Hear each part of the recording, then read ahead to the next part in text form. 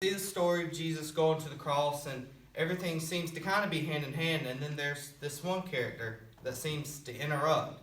His name's Barabbas. We don't even know much about him except that he's a murderer, the leader of an insurrection, a rebel. Why he's even mentioned sometimes, I'm not so sure. This is about Jesus going to the cross. So in this moment, Pilate thinks, I hold the destinies of these two men in my hand. I know the Jews have a tradition that on a holy day, I will release one of the prisoners from death row. Pilate stands on this audacious stage who now presents Jesus, son of the living God, versus Barabbas, the thug and rebel. He says, all right, who do you want? The people say, give us Barabbas. But this is blasphemy. This has gone too far. There's no comparison. This is the rightful prisoner, a man who should be on death row. He's a bad man, he's a thug, and he's a crook. Jesus, what has he done but heal, restore, deliver? He's set free. He's opened blind eyes, opened deaf ears, healed the lame and the leper. But what has Jesus done? He says, all right, who do you want? Barabbas. Yeah, give us Barabbas. So the Roman soldiers come up and they put the key in and they unlock Barabbas from his chains and shackles, and he walks down the platform welcomed by all of his thug friends. Yeah, the people love me. Yeah, that's right. I don't even know who this Jesus guy is, but all I know is my people love me. There seems to be no conscience in Barabbas. There's no record of him turning to Jesus and saying, I owe you everything now, for you have set me free. No. You don't see any of that, Barabbas. God knew that. Jesus stood there silent, for he knew the will of the Father. He said, it's fine, Father. Let them have Barabbas. Jesus knew that the Father would have to treat Jesus like Barabbas, so he could treat Barabbas like Jesus. When I look at the story, I realize who Barabbas really is. That's me. That's you. And that's us. And I felt when I was reading this, I felt God speaking to me. He said, I love Barabbas.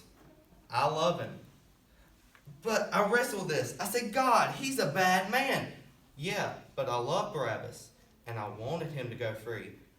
But God, didn't you know that he would walk away from Jesus and the free gift? Yeah, but I love Barabbas. For while we were still sinners, Christ died for us, even the one he knew who would walk away from Jesus and his free gift and never come back. He loves Barabbas. And the nerve and all the audacity of believers to think, I got saved by grace, but now that I'm in this deep, dark place of bondage, I better work hard to get myself out. What? That's the opposite of the gospel. Are you bound? Are you held under the power of this temptation and this sin? Do you feel like it's controlling you? But what are you going to do? Oh, I'm going to shake myself free. Stop it. No, you won't. You're no match for the powers of hell and the urges of sin. You will not overcome it, and you will never overcome it.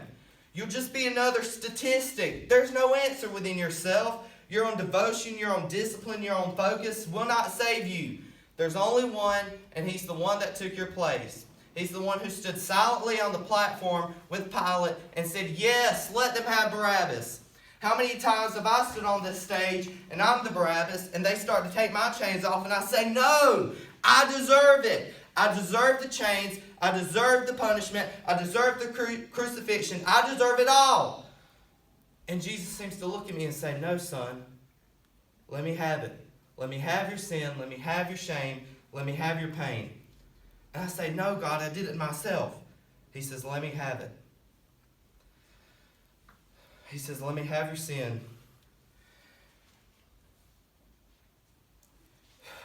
Could it be that there is a God with a love so scandalous, so wide, so deep, so vast, so high, so expansive, so welcoming, so inclusive? Could it be? He says, let me have your sin. And I stand in this empty place of forgiveness while Jesus walks off to the cross that I deserve.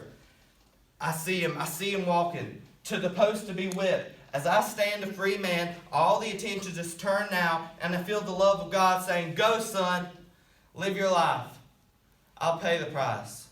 Where did we get off thinking that we were going to set ourselves free. It's still Jesus. It'll always be Jesus. It'll never stop being the power of Jesus. If His blood is sufficient to sustain you, if His blood is sufficient to sustain you in every trial, every sin, and every temptation, Jesus is enough.